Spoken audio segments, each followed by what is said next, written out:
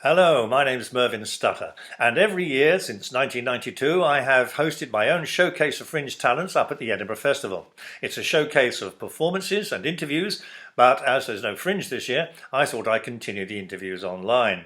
For all updates, why not subscribe here? It's free to do so.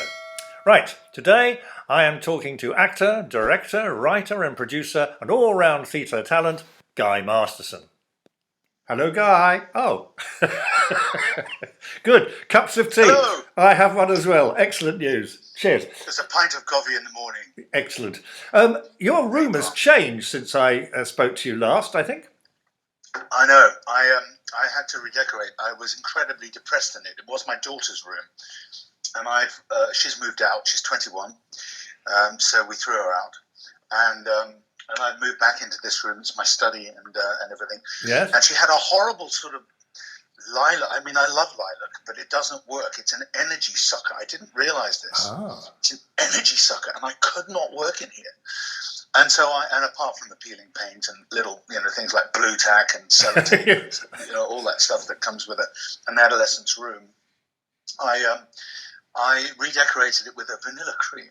Oh, very nice. And an egg blue ceiling. So I feel so much more airy and creative. So colour and creativity are important then? Well, they obviously are to me, and it certainly worked, and I feel invigorated. I wonder, much happier. I wonder if one should change the colour of the room according to the piece you're trying to write. So, I mean, if it's a sort of bloodthirsty, full bore thing, maybe you should have reds and blacks and things. And if it's a gentle bardic piece, maybe you should stay with your, what was it? And Not I cream. think in order to interview people, you need to wear bright pink suits. Ah, yes. Well, some people don't know. I wear pink every year at the festival. I started in 1992 with this Pink of the Fringe idea. This is just for the viewers now. Pink of the Fringe. Pink of the Fringe. And I wore a pink suit. And then the next year I didn't wear a pink suit. And people said, You no. just spelled it wrong. That's what the problem was. They just said, "Oi, you wear a pink suit every year. Put it back on." So I now wear the pink suit every year. And it is the logo colour. And I'm wearing it today, of course. The Guy Masterson. Matches your cheeks. I know. Kate Copstick pointed this out. She said, your cheeks match your... I know, it's an age thing. Am I slowly turning into Mr. Punch, do you think? No. I've got the nose and the chin. It's coming. Somebody's got their hand up my backside working me. I'm not doing this myself, Oh, sorry. Right, what I want to say, oh yes, what I wanted to say was you have a production company called Guy Masterson International. No. Oh, sorry. I have two production companies, Guy Masterson Production and Theatre Tours International. Theatre Tours International are for producing other work, and Guy Masterson Productions for producing my work. But what I wanted to say off that is that you yourself are international. If I get this right, there is America, there is Italy, and there is Wales. American, Italian, and Welsh. Is that right? Well, yes, American, Italian. Yeah, my father was American Italian. Okay. Brooklyn, first generation, off the boat through Ellis Island, that kind of stuff. And my mother was Welsh, obviously. Okay. And they met in Hollywood and married, and I'm one of the offspring. They met in Hollywood? They did. My mother was a singer, professional singer. Okay. And she was singing for Holiday on Ice, which was touring North America. And she finished the tour in British Columbia and came down to Hollywood to work with my uncle. And my father was conducting the Paramount Symphony Orchestra. Oh, Lord, it's in your genes, isn't it? Well, it was certainly in his genes. And he was conducting the Paramount Symphony at the time, and my mother was working on a movie called I Want to Live, which eventually won an Oscar. And she was a continuity girl in Hollywood. And she met my father, and they got married within 3.5 months in Las Vegas. Very Oh, really? It was a quick romance. Oh, that's a lovely story. And can I pick up? You mentioned your uncle. Now I know that you have a great. I didn't mention my uncle. Did I mention my uncle? I think you did. Now, of course, he is your great uncle, but actually, he's a very famous man. No, just a minute before we go to him. Wasn't there a famous Italian in your family, a film actor? There was. Marcello Mastroianni was my father's second cousin once removed. They didn't find that out until later on, because the Italian family split quite a long time ago. They shared a grandfather. My father and Marcello shared a grandfather. Okay. But they didn't know that because the family split, and quite a lot of them went to America, including my father was born there in New York just after they arrived, 1921, and that was it. Marcello became a famous actor. And then my other uncle on the Welsh side was doing a movie with him. Right. And he said, "Oh, my sister's married to a Mastroianni." And so they did the research, and it turned out that they shared a grandfather. Right, and now back to this uncle, because he is a very famous man. Now, he's a great uncle, but actually he was close enough in age for you to call him uncle, I think. Is that the story, isn't it? Well, he was close enough in age, but technically he was the 12th of 13 children. And when their mother died, my grandmother, who was the oldest girl in the family and just married, took him as a 2-year-old and brought him up. Right. As a son. And his name is Sir Richard Jenkins. Richard Jenkins, okay. Oh, I didn't know that. Richard Jenkins. Richard Jenkins. Soon to become Richard Burton. He took his tutor's name. His tutor became his ward when he was 18 in order to get him into Oxford on a special scholarship with the RAF. Which really was the start of him. He'd done a couple of things for the BBC. He'd done The Last Days of Dolwyn as a very young actor. He'd done a couple of readings and recitations and stuff like that. But then he went to Oxford and joined the Oxford University Dramatic Society, OUDS it's called, and was immediately given the part of understudy for Angelo. And of course, OUDS was quite well to do in those days. And of course, Angelo was suddenly and mysteriously ill. And so young Richie Jenkins / Burton took the role. And a producer by the name of Binky Beaumont. Oh, Binky Beaumont. In the audience. One of the great names of theatre, Binky Beaumont. Not a lovely name at all, is it? Absolutely. Anyway, And, so Binky saw Burton. You absolutely must come and see me when this beastly war is over. Oh, God, right. And so when the beastly war was over, darling, he did. And Binky Beaumont promptly offered him a contract of £10 a week. And given that my grandfather was a foreman in the mines, yes, and a very, very good miner, working 12 hours a day for God knows how many years, was earning £15 a week. Richard was suddenly, at the age of 22 or something like that, in the West End, earning £10 a week. It was a fortune. Yes. And of course, it changed his life. There wasn't any feeling. There wasn't any feeling of. You talk about the mining experience of your grandfather. Yeah. There wasn't any kind of poncing about on a stage for £10 a week. With this is real work. What you're doing isn't. There was none of that in the family. It was Richard who thought that, not my grandfather. Oh, okay. I think everybody was very proud of the fact that he didn't go down. Richard was always. Everybody knew that Richard had nous and was very smart and was destined for different things than going down the mines. But Richard always felt that he wanted to go down the mines and be, a boyo and a job for real men. That was one of his big struggles, actually. Yeah. So, did he always have that voice, or was there training involved? There was a lot of training involving cigarettes and screaming on mountaintops, I believe, just above the house. It was called Up the Bag. Okay. It backed onto this mountain, the Margam Mountains, and not really mountains, but hillocks. Yeah. And Richard used to recite poems over hundreds of meters to his tutor. Developing his diaphragm. But I was thinking, Richard Jenkins, would that have worked? Would that have suited his personality? Actually, the B of Burton gives his name some bite, doesn't it? Richard Burton, yes. Anyway, enough of him. Richard said of himself, that Jenkins sounds like a bunch of jailers' keys. Jenkins. But actually, we're very proud of the fact that he was Jenkins, of course. And but Burton is the name he became known as and star as. And but he never forgot his roots. So there we are. We've now got colour and creativity and names and fame. We're covering it all. Name dropping going on. Clunk, clunk. let's get on to your career, because you didn't, from what I've said so far, what you've told me, you'd think you'd plunge straight into the theatre, but you didn't, did you? No, I didn't. I got a degree in biochemistry and chemistry. I was on that awful sort of conveyor belt of education that led you through O levels, and then they pushed you into the A levels, which you were good at O levels in, and then you suddenly found yourself at university, and I was a year ahead and very young, and I shouldn't have been, but I was, and I went to Cardiff University at 17 years old, insane. And doing biochemistry and chemistry, joint honours. I had no desire to make aspirins for the rest of my life. Not to disrespect biochemistry. I loved biochemistry. I loved genetics, and I was interested in that, but that was it. But there was no way.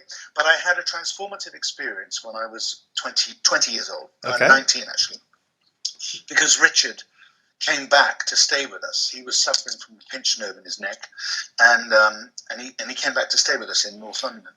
And I was the only one around to talk to him because my mother and aunt were busy and all kinds of stuff. And so I just ended up watching Wimbledon with him and talking. And he bought a Mini Cooper. Oh yeah. Of all cars. I mean, when you're a multimillionaire, why not buy a Mini? That's what I thought. And he said, "I've always wanted one." So anyway, he couldn't drive it because he had a pinched nerve in his neck. And so, I was driving it. I was driving him everywhere in it, and it was great fun. It went like a clappers. But it had a wobble at 55 miles an hour on a straight road. It had a wobble, and you have to plow through 55 in order for it to straighten up again. Yes. And you have to be ready for it. The first time it happened to me, I just veered into the oncoming traffic and veered back. It was very dangerous. Anyway, cut a long story short, he couldn't drive it, but he needed to get it to Switzerland, so he asked me to drive it to Switzerland for him. And my mother complained that I'd only just passed my test, which was about a year earlier, and I'd never driven on the continent. And he said, "It's okay, Marion, I'm going with him."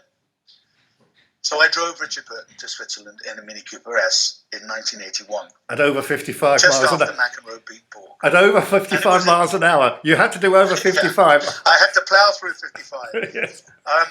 And he would always say, "Go faster, faster." Oh. And I would be overtaking cars all over the place. Anyway, it was a transformative experience. And that's what really changed my life, because at the time I was struggling. I didn't really want to, I knew I didn't want to become a biochemist, but I knew I needed to finish my degree and all of that kind of stuff. And I didn't really know what to do with my life. And he was an inspiration. Yes. I don't think he meant to inspire me to go into the theatre, but he inadvertently did. In fact, he warned me off it. He said, "I know you like the theatre. Don't even think about acting because I won't help you." That's what he said. But then he says that, and then he goes and recites the opening monologue of Under Milk Wood to me, and poetry and Shakespeare, and I'm sitting there, and I remember he said to me once, he said, "Listen to this," and I listened, and he said, "No. Listen. And he made me listen to those words, really listen to those words. Mm-hmm. And it wasn't just like listening and hearing the mellifluousness of his voice. He made me listen to the meaning. And I heard, coming from him, the beauty, the power of the spoken word. And I remember being absolutely transfixed and transformed, I think. And I left with this much greater respect for the spoken word and drama and theatre and poetry than I had before. And anyway, It was when he died in 1984, suddenly of a brain hemorrhage. I was living in Hollywood now, but not to be an actor. I was in the restaurant business, which is, of course, a natural progression for a biochemist. And most of my friends were actors. Yes, working. They were waiting at tables, weren't they? They were waiting tables. That's right. I was a manager. Yeah. I got my degree, and my degree got me a management job for the album. So, I never thought a degree could do anything, but all I did was flash that. But they looked at my certificate and went, "You graduated magna cum laude?" I said, "Did I?" I said, "What does that mean?" It's an ice cream. So strangely and bizarrely, or not so strangely, you are most well known for way back now in some years, no offence, but way back, doing Under Milk Wood. You were the first person to do a solo version of Under Milk Wood. It had been recorded many times. Dear Uncle Richard recorded it. I have the LP on my shelves behind me. There is an ensemble version, of course, because there's so many characters, beautiful characters. And you decided. How did that happen? Was it just a moment of, I know, I'll do this solo, or? Well, no, I had done a solo performance and I was enchanted by the métier. I loved the direct contact with the audience, staring them in the eyes, telling them a story. I loved it. Fell in love with the métier. And I'd done this story about a goalkeeper called The Boy's Own Story, Peter Flannery play. And I toured it around schools and found a completely new meaning to performing. Prior to that, I'd been what I call a neck-up actor, completely just self-absorbed, just wanting, and also a Hollywood actor in the sense that that's where I started my career, and it was all about going up the ladder to become a star. And all you thought about when you took a role was, is this going to make my career better? Not, what is this? What is the art? Where is the art in this? What does it mean? How does it make me feel? So that's what my career was. And then I had a crisis of confidence, and I decided to do it. So I saw Stephen Burkoff perform, actually. I saw Stephen Burkoff perform and was so inspired by what he was able to achieve with nothing on the stage at all, but him and the spoken word and his incredible mime and energy and everything. And I said, I want to do something like that. So I did this solo performance, fell in love with the métier, got cast in a West End performance for 9 months, which was just like going back into what I call mainstream. I was in the Cyrano de Bergerac with Robert de Lindsay, and which was great fun. But 9 months, 8 performances a week, got very tedious with some of the cast kissing around and treating it like, getting drunk between matinees and evenings, all that kind of stuff. And I wasn't impressed particularly. I was very happy to be in the West End. But it wasn't. So whilst I was there, I was plotting, what am I going to do next? I want to do another solo piece. And having seen Stephen Burkoff do what he did as a one-person band, I decided I was going to do something dear to my heart, Under Milk Wood, 69 characters and a cat. And I wanted to do it with only mime, no costume changes, no wigs, no false noses or anything like that. Just the language, me on a bare stage, a chair and a pair of dark glasses, and that was my target. I had no idea how I was going to do it, and so I learned it, and I then did this thing where I just interpreted what I was speaking physically, and I threw it in front of an audience, and it worked. I had no idea what I was doing. It just worked, and then the Travers heard about it and invited me up to take over a cancellation.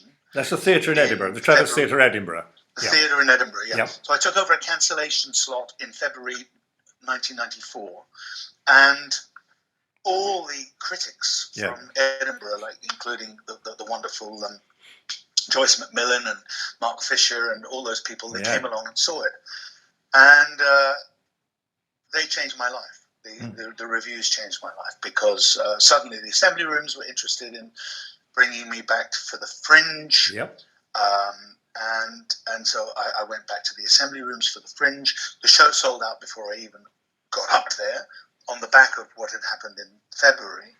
And that was the start of my 26 years, it would have been 27 this year, in the Edinburgh Fringe. And you've toured, obviously, Under Milk Wood. I don't know, was it every year you seem to have done a performance? You came and did a performance down here, which was lovely in my little theatre around the corner, the Shelley Theatre, by the Shelley family, Mary Shelley, Percy Bysshe, the poet, all that. Lovely, lovely, lovely. What I really liked was the clever, you haven't mentioned the costume. You said it was a chair and dark glasses. But of course, the costume, we start with, was it Llangreb? No, what is it? Llagerib, sorry. Llagerib. I know what it is, actually is the other way round, and I was trying to retrace it. Llagerib is actually bugger all. Llaregib. Did I say Llagerib? Llaregib. It's bugger all backwards, isn't it? It's bugger all backwards. But it starts with waking up, and you are dressed in a pair of pyjamas, which I do the entire show in pyjamas, which I think is inspired. My original idea was to do the whole thing in a straitjacket. because it's the original Untitled of Under Milk Wood in an earlier version by Dylan Thomas was called "The Town Was Mad." And the idea was that the town was mad, and a civil servant was sent up to evaluate the town, and then decided that the town was mad, and they would wall it off and add sentries, and people weren't allowed to leave. That was the funny idea of it. Okay. And so I was going to do the whole thing in a straitjacket, but then I figured I might need my arms. Yes. So I thought the next best thing was pajamas. Pajamas are brilliant. They're brilliant. And so you know immediately a reputation was made on the back of your solo performance. No one had done a solo performance. Excuse me. No one had done a solo performance before of Under Milk Wood, and the solo acting genre is an interesting one. And you fell in love with it, as you said, almost immediately. And then so the next year you come back to the Fringe, doing another even crazier idea. Yeah, another solo performance, which was Animal Farm. Yeah, I mean, you know, why not? Why not? Something if you've done Under Milk Wood, which is mad, why not do Animal Farm, which is even madder? And that, because of its fame, Animal Farm was this classic story which everybody gets taught at school, and it's a brilliant satire, terribly, terribly funny, but terribly, desperately sad as well. I wanted to see if I could bring this to life in the same physical performance style, and I did. And again, took it to the Travis. What's interesting about both those original texts is that the characters, which is a joy for the actor because they're very clearly defined, aren't they? I mean, the animals are animal characters. You couldn't get more separation than a pig to a horse or whatever. So they're clearly defined. So that helps you get started, and then you have to bring all sorts of other nuanced work to it. It's a wonderful thing. Are you doing any more solo shows, or is that? Well, I've done 11 now in total, all very, very different. I was going to bring something very interesting to the Fringe this year. I was going to ask you that. Which was going to be, and it may well be next year. It was an analysis of the effect of capitalism on individuals and their relationship to money from all different classes. And I was going to play all these different characters and their relationship to money and the way they handle it, and their relationship to politics and all that. So everyone had an interlinking monologue. That's a wonderful idea. Which would then build to an ultimate situation. But then COVID hit, which throws an entirely new. Were you going to write this, or did you have a work with a writer? Yes, it's based on. I have an economist friend who is a very, very high level economist and travels the world, and he's written a very satirical book on money and its effect on people. And I read this book, and just his insights were, and I said, I've got to turn this into a solo show. Yeah. Very different to anything I've done. But I was fascinated by it because I personally think the pursuit of money is, I mean, it's a necessary evil, but I think it absolutely needs exposing. Well, it's an interesting thing to be doing right now because all the phrases are kicking around. And after COVID, the new normal, right? And people are looking at, have we changed the way we live? Are we now more aware of nature and the climate? Are we working from home? Is there less pressure? Do people not want to commute? And they won't let us change it. Will it change? You can think, but it'll slide back in so easily to the... Yeah, because the establishment is the establishment. It's established. They don't want us to change the status quo. So that's why they're keeping the system going, and they're making sure that as few people are going to the wall as possible, and they want to maintain consumerism because that's what makes the rich richer and the poor poorer, and that's the system. Well, it is the system we live under. I think my own, without getting heavily into politics, anyway, I think there is capitalism. That's it. But I like it regulated so that and heavily regulated in some areas, so that it doesn't impinge on people's lives in a negative and awful way. But I agree with you. We should not aspire to money. Isn't it? Sorry. I said we shouldn't just aspire to our lives should not necessarily be about aspiring to money. You know, the greed is good thing that started 40 odd years ago. You know, hopefully we've seen that greed isn't that good. It's what is it, 1%? Anyway. Well, the greedy don't think that. The greedy think it's fantastic. Oh yeah, sorry. The 1% think it's terrific. Let's move on to your other little breakthrough moment in Edinburgh, which, well, not so little, was in fact the 12 Angry Men, which was done, well, as people say, with a bunch of comedians. So you didn't hire actors, you hired comedians. What's the background of that one? Oh, the genius move that was casting it with comedians. Yes. Such a genius thought. It wasn't a genius thought at all. It was the fact that Owen O'Neill and I are mates. Owen O'Neill was a Perrier Award nominated comedian, and we were very good mates. And we were in the Assembly Bar in 2001, I think it was, and we both saw that 12 Angry Men was on the TV. This was in the days before sort of internet streaming and on demand, and we both stayed up until whatever it was in the morning, and we watched it. We both came and said, God, 12 Angry Men, what a movie. He says, me too, my favourite movie. We should do that. It started as a play, let's do it. So we talked about it. Well, all we did was go around the Assembly Bar that night and talk to comedians. And they all said they wanted to do it. There was Omid Jalili, there was Greg Proops, there was Bill Bailey, Rich Hall. I mean, we could have cast it 3 times with top-level comedians. Bill Bailey, Jeff Green. And anyway, it's everyone's one of those things that you do in a bar, a few pints, and everyone's going, yeah, I'll do it. But it was just a drunken idea.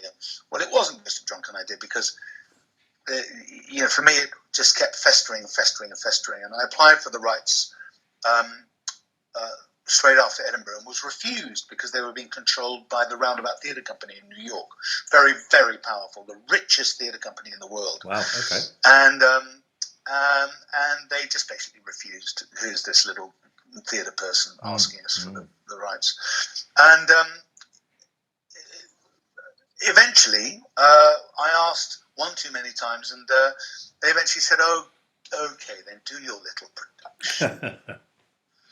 And by this time, some of the bigger names had already committed to doing other projects, and so I got the cast that I got, which was fantastic. It turned out to be fantastic. Bill Bailey, Jeff Green, Dave Johns, Russell Hunter, David Calvito, Gavin Robertson, Andy Smart, Stephen Frost, Ian Coppinger. I mean, Phil Nicol.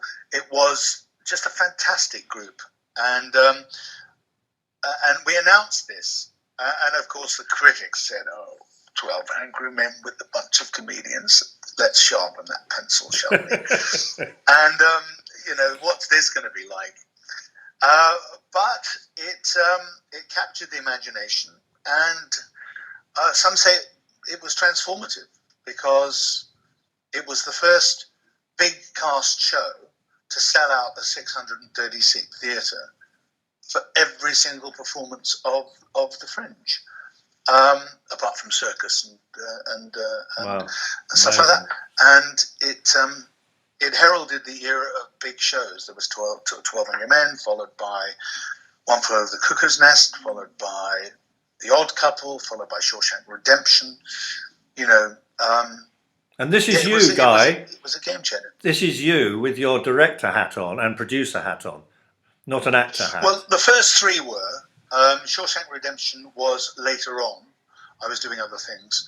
And that was produced, I think, by Phil Nicol, who was part of my original production, the Comedians Theatre Company. Because he kind of did a similar thing. But we initially kicked it off with 12 Angry Men and Cuckoo's Nest and The Odd Couple. And The Odd Couple had Bill Bailey and Alan Davis, and Cuckoo's Nest had Mackenzie Crook. Yes, and Mackenzie. Christian Slater, famously. Wow. And all the comedians. And then there was you did, because I'm thinking what happens to these productions afterwards? Do they tour? Well, we desperately wanted to get 12 Angry Men into the West End. Yeah. The Roundabout Theatre Company absolutely said, no, that's not going to happen. So we had to think of something else. And Dave Johns, I remember him saying in the dressing room, I said, boys, can't go into the West End, roundabout simply won't let it happen. He said, I know what we could do. We could do One Flew Over the Cuckoo's Nest. We're all bloody mental anyway. And I went, that's a great idea.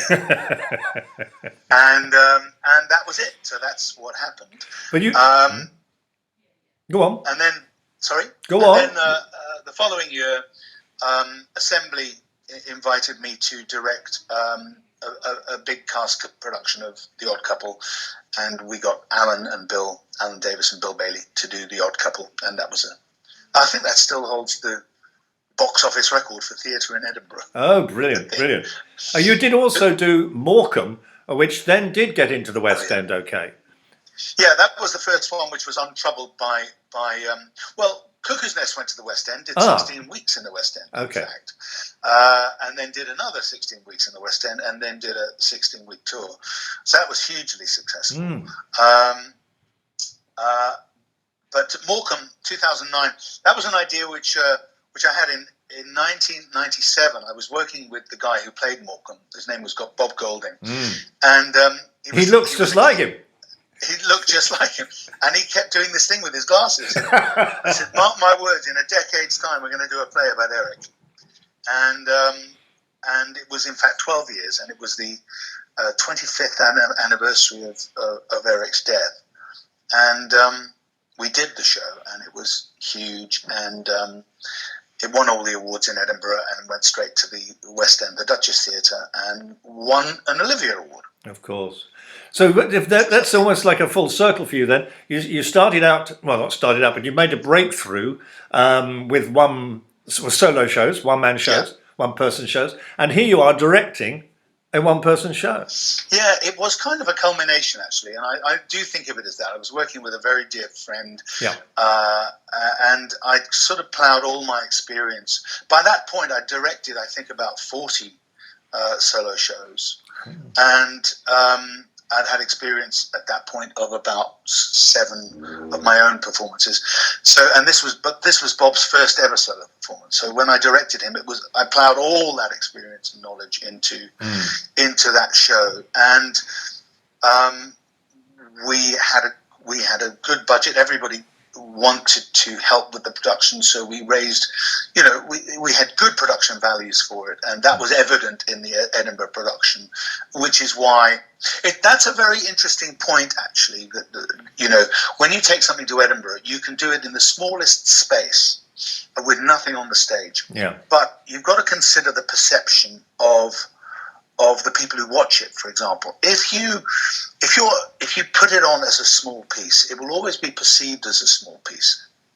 However, if you play a bigger theatre, give it some production values, it will be perceived as a bigger piece. It's still a one-person play. So when we conceived Morecambe, I said, this has huge potential. Let's put it on it was originally going to be in the Ballroom, which is a 360 theatre, but it has that feel of a big space. And, so we designed it for that. So when you walked in, you had this proscenium arch set. It felt like a big piece, even though it was a one-person play. And, of course, that gives the producers that come in an idea of where it could go. And of course it did go straight into the West End and did what it did. It's important to say that for people who don't know that side of the Fringe, that the word fringe itself, sometimes people go, it's just a sort of frayed, tatty end of entertainment. And of course it isn't. It might have been slightly more anarchic and loose-ended many years ago, but now it's a very professional collection of performers, and it's amazing the growth from a simple idea in a bar to a performance at the Fringe, which then could go either to London's West End or go on tour around Europe, because all the European producers are coming in. The growth from the festival for quality work is quite extraordinary. Well, a perfect example is Pip Upton. And Pip is, the doyen of solo shows. I doff my hat to Pip. Pip came to me in 1997 and invited me, 1998, sorry, and invited me to see his performance of Animal Farm, of Adolf. Adolf, and, yeah. And I saw it, and I immediately thought, this has incredible potential. He wanted me to take him, at that point, he was playing small theatres and stuff like that, and I had established Theatre Tours International, which was touring a lot of work internationally, and he asked me to direct him. So we took what he'd already done, which was pretty amazing, and we kind of tweaked it a little, gave it a different style. We rejigged the script a bit, and I gave it a big lighting design and some sound, a sound design. We just elevated the piece to a bigger idea, and the piece took off. I'm not saying I was completely responsible for that, but certainly it was the amalgamation. And suddenly Pip was touring all around the world. And playing big spaces, anything from 200 to 1,500, and selling out. So what you're looking at there, you're looking at somebody who had a good idea in his house in Frome, who then wrote a script or put a script together and then said, I'll take it to the Fringe. Which, and again, to remind people, the Fringe is a place where, unlike any other festival in the world where you are invited, yes, there are invitations now to the Fringe because every venue wants to put on a quality selection of shows. But basically the rule is still, if you can get a room, and if you're going to back your project with enough money to make it viable, you can turn up. If you've got a room, you can turn up and put it on, and you might get lucky with a review, you might get lucky with audiences. And it is a question of luck, 'cause there's so many shows, but you can make these jumps straight through to something incredible. You can. The key is, and I always say this, is, you've got to be on your game. You've got to make sure that, you don't just come up to Edinburgh with an idea and put it on and use Edinburgh as an experiment. No, you can't work up there. You've got to come up fully formed, haven't you? Come up fully formed and ready to lose money, because not every idea is going to work. So when you say backed by money, well, basically it's all of us go up there backed by our faith. And our faith might be an overdraft, or it might be investment. I mean, I've taken shows up there with lots of investment. My last show that I took up was with a lot of investment, was the Marilyn Conspiracy. So many people were interested in that idea that I raised a significant amount of money, and the idea was to launch it in Edinburgh and then take it into the West End. We're still working on that. However, last year, 2019, I was invited to direct The Shark is Broken, which is a very simple idea, but absolutely brilliantly conceived by why am I forgetting his name? Because you're getting old. My dear friend Ian Shaw, Robert Shaw's son. Working from his father's diaries. And writing this incredible backstage piece on the making of Jaws. And on that, I was simply a director and a presenter. So I had no financial stake in it, but that has transferred. Well, it would have transferred. I was going to say it would have.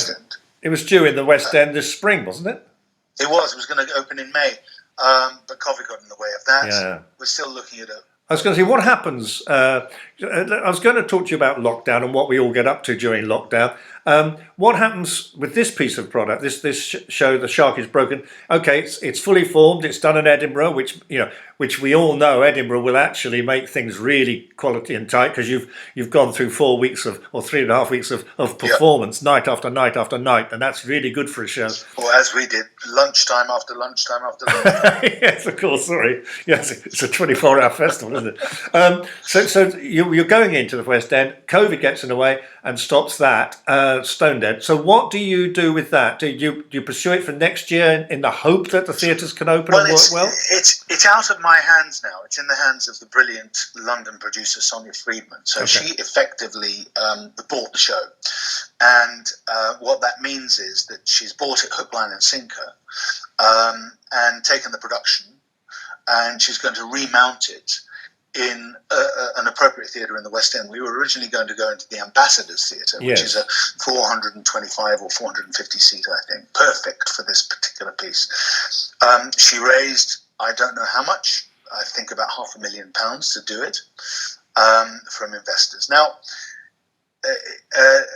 these are traditional. Sonia Friedman is a world-renowned, internationally regarded producer, Broadway and the West End. So she produces, she's a co-producer of such things as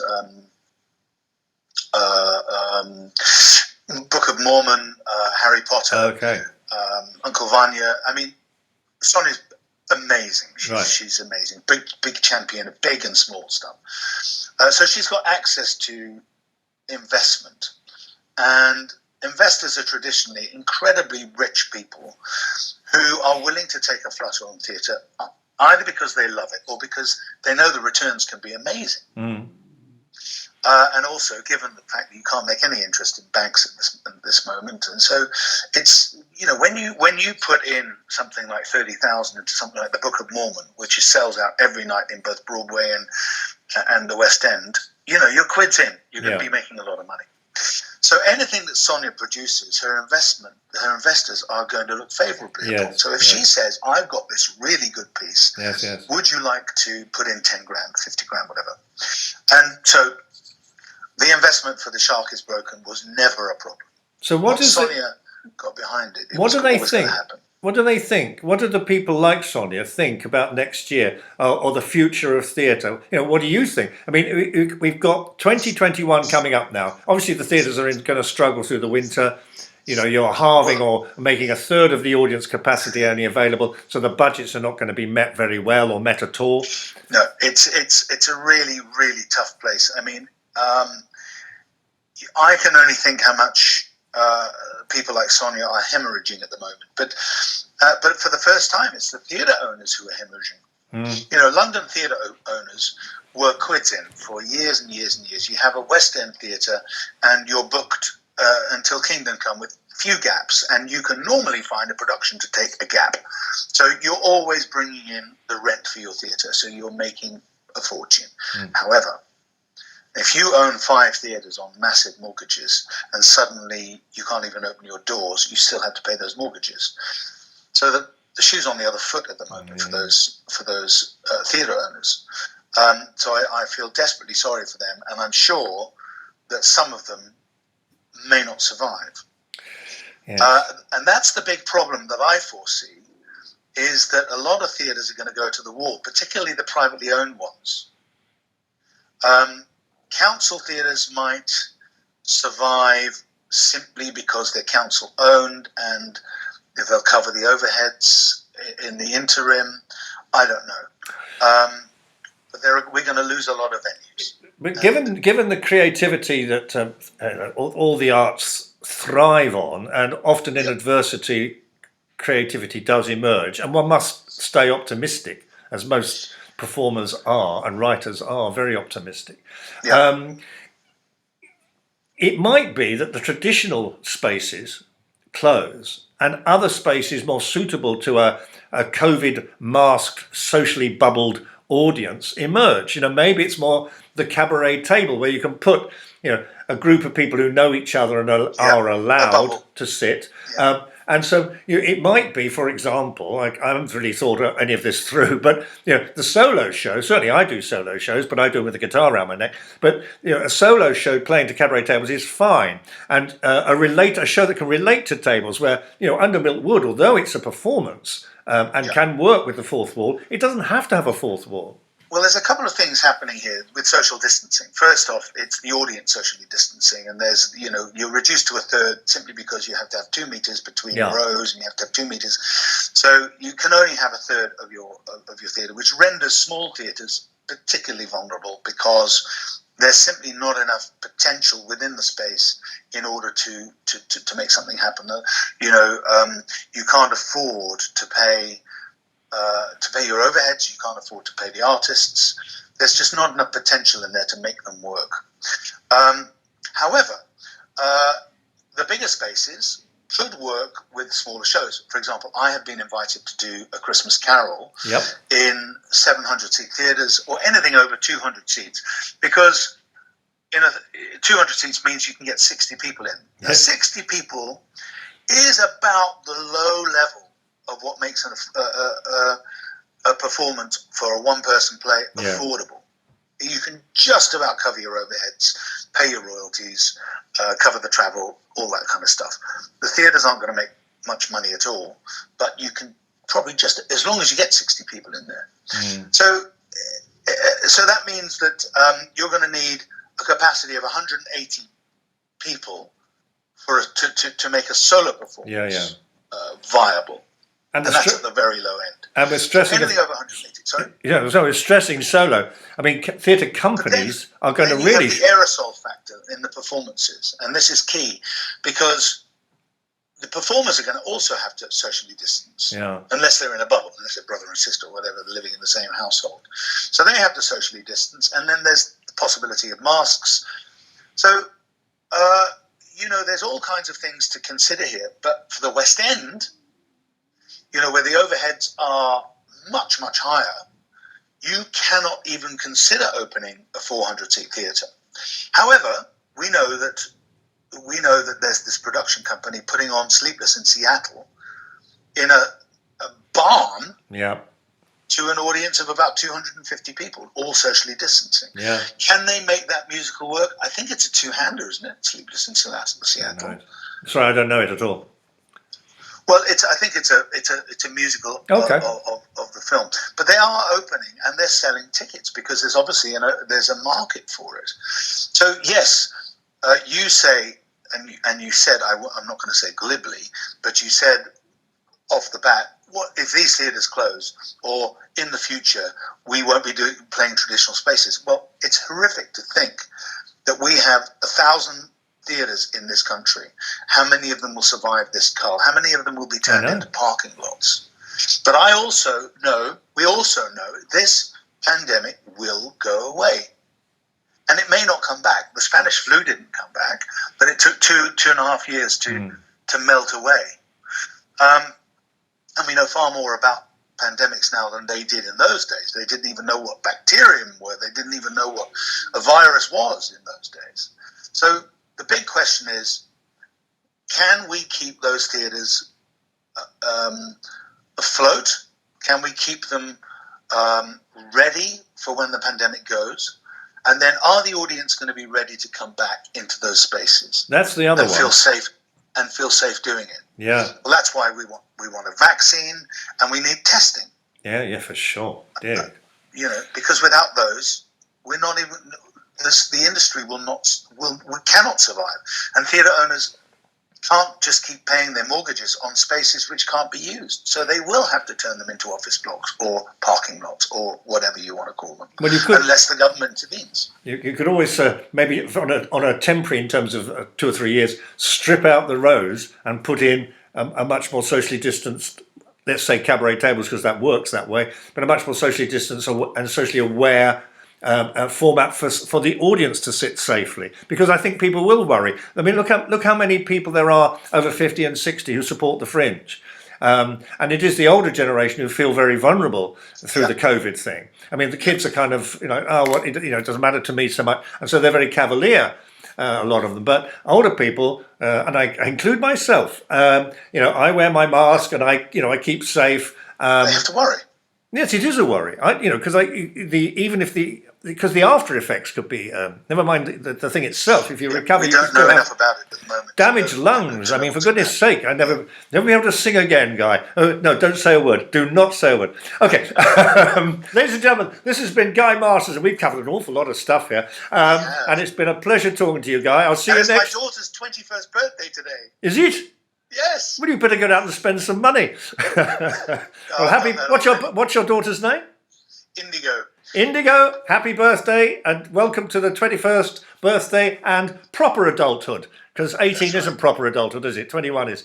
Okay, Guy Masterson, many thanks for your time and lovely to talk to you. See you next year. Likewise, Mervyn. Bye-bye now. Take care. Bye. Well, that was actor, writer, producer and director Guy Masterson. For all updates on this channel, why not subscribe here? It is free to do so. There'll be more interviews coming up very soon, so I'll see you then. Bye for now.